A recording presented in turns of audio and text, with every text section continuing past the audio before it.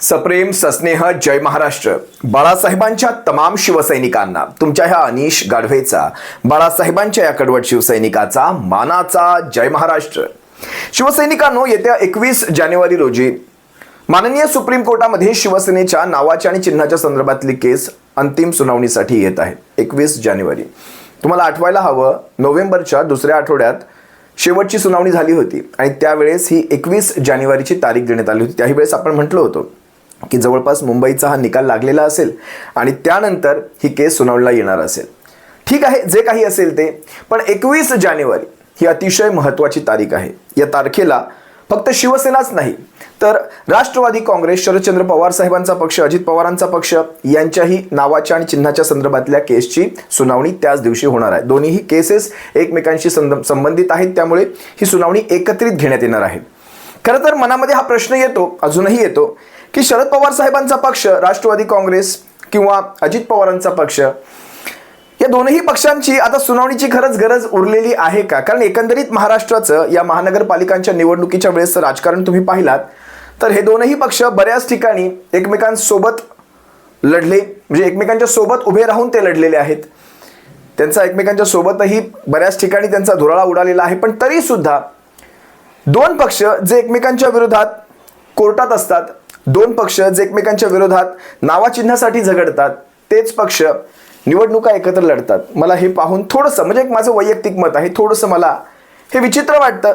राजकारणात संबंध हे जपलेच गेले पाहिजेत, पण राजकारणात हे अशा प्रकारचं राजकारण आमच्या थोडी आकलनाच्या पलीकडचं आहे. असो, जे काही असेल ते, प्रत्येकाचे आपापले प्रत्येकाला आपापलं स्वातंत्र्य असतं, काय करावं काय नाही करावं याचं. असो, मी मुख्यत्वे शिवसेनेच्या केसच्या संदर्भात आज तुम्हा सर्वांशी बोलतोय. शिवसेनेची येत्या 21 जानेवारी रोजी माननीय सुप्रीम कोर्टामध्ये केसची सुनावणी आहे.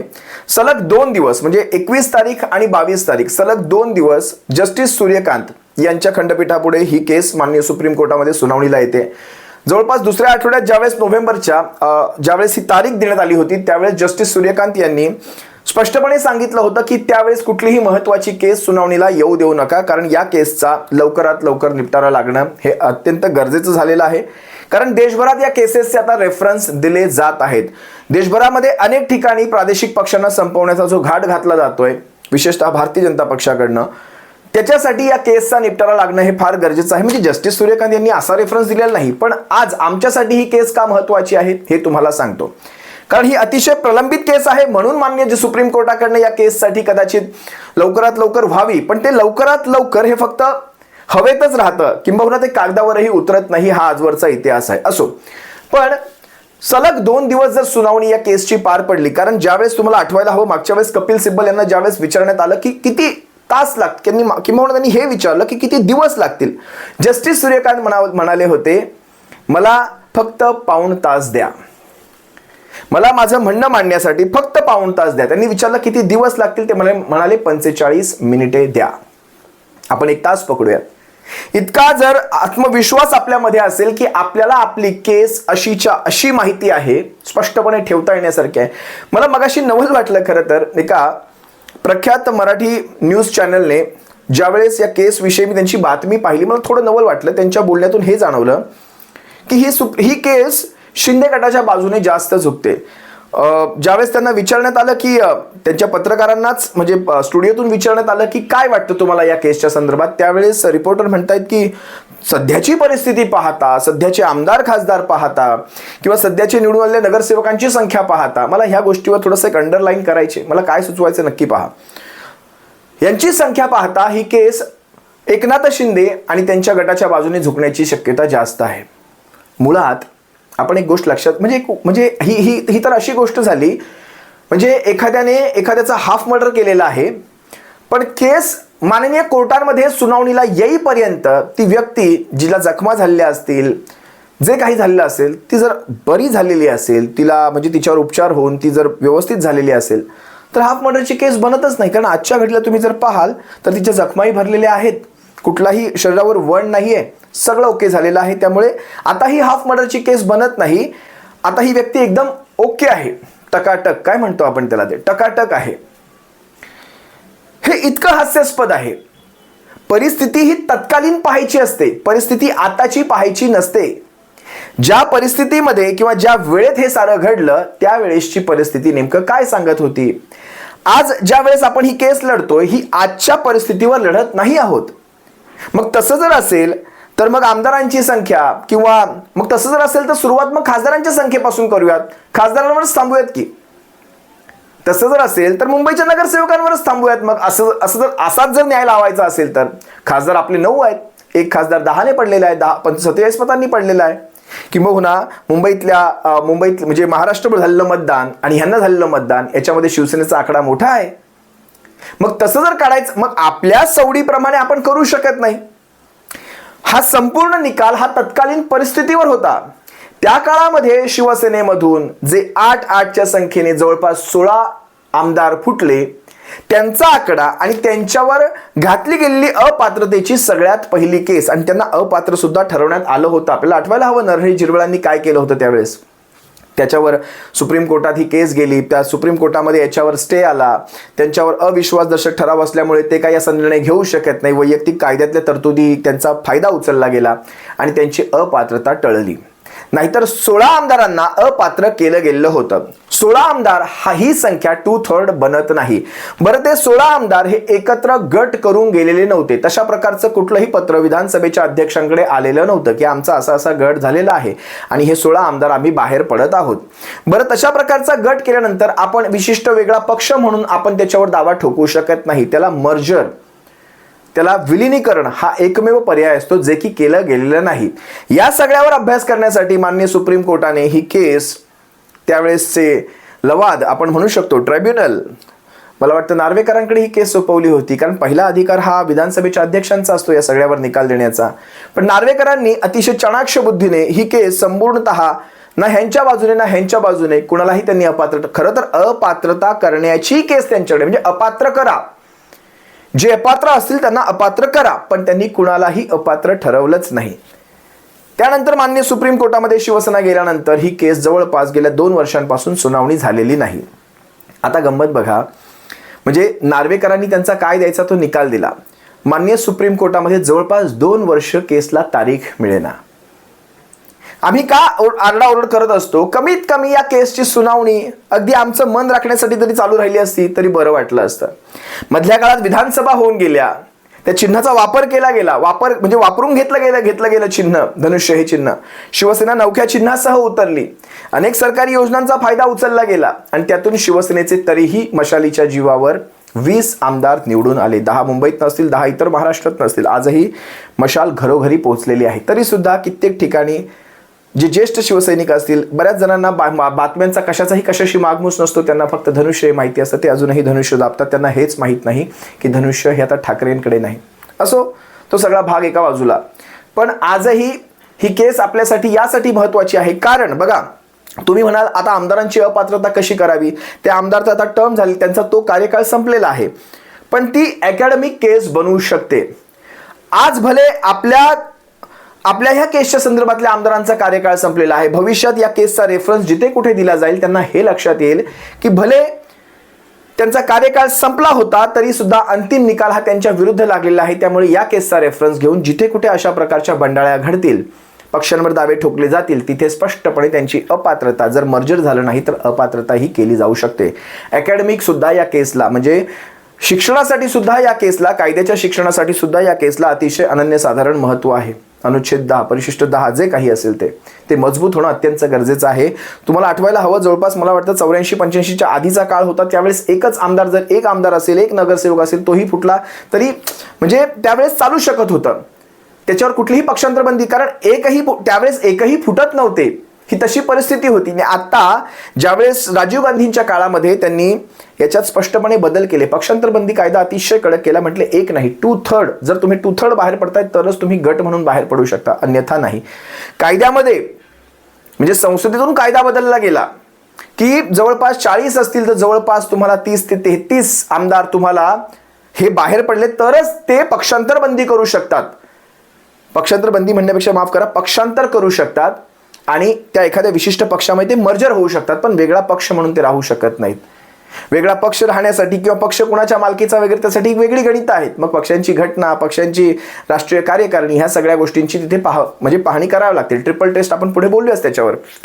पण ज्यावेळेस ह्या वृत्तवाहिनीचं मी वृत्त पाहिलं, मला नवल वाटलं. बघा ना त्यांनी कशा प्रकारे कुठल्या गोष्टींचा आधार दिलेला आहे.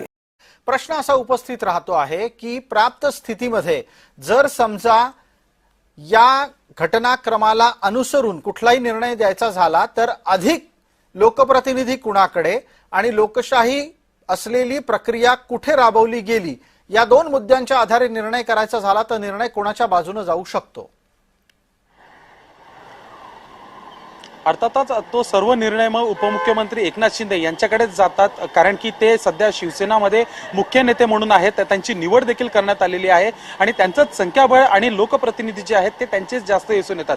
त्यामुळे कुठेतरी एकनाथ शिंदे यांच्याच पारड्यात पुन्हा एकदा सर्वोच्च न्यायालयाकडून थेट म्हणजे निवडणूक आयोगाने पक्षांनी चिन्ह दिल्यानंतर सर्वोच्च न्यायालयामधून पण त्यांना मिळू शकतं असे काहीसे चित्र दिसून येत आहेत.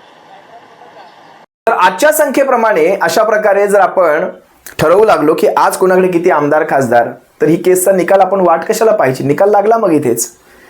तुम्हाला सुरुवातच इथून होते की जर केसचा निकाल योग्य वेळेत लागला असता, धनुष्य नाव चिन्ह हे योग्य ठिकाणी असतं, तर आज ह्यांचे हे असे आकडे असते का?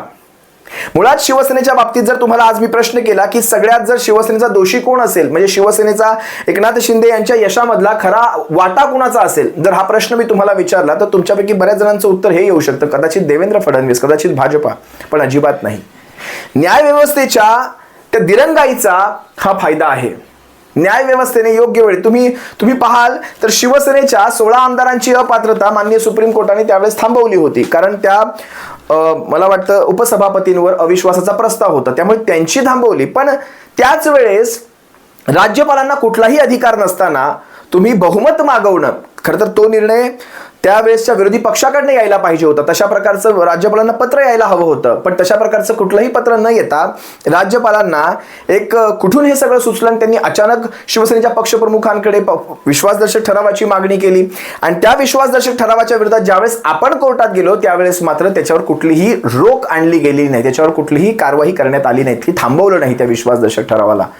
आणि अशा परिस्थितीमध्ये म्हणजे सगळ्या प्रतिकूल परिस्थिती शिवसेनेच्या बाजूने उद्भवत असताना आज तुम्ही म्हणता की एवढे सारे नगरसेवक आमदार खासदारांच्या संख्येवर ठरवायला हवं, तर मग सुरुवात कुठून झाली तिथपासून चालू करायला हवं. अनेक गोष्टी आहेत. आज पक्षाचं नाव आणि पक्षाचं बघा, खरं पाहायला गेलं तर 16 आमदारांची अपात्रता हा अकॅडमिक मुद्दा राहिला, पण पक्षाचं नाव आणि पक्षाचं चिन्ह हे अतिशय महत्त्वाचं आहे. पक्षाचं चिन्ह हा इलेक्शन कमिशन ऑफ इंडियाचा भाग असू शकतो, त्यांच्या प्रॉपर्टीचा भाग, त्यांच्या मालमत्तेचा भाग असू शकतो, पण पक्षाचं नाव हा इलेक्शन कमिशन ऑफ इंडियाच्या प्रॉपर्टीचा भाग असू शकत नाही. नाव हे पक्षाचं असतं, हे तुमची मालमत्ता नव्हे. चिन्ह हे तुमचं आहे.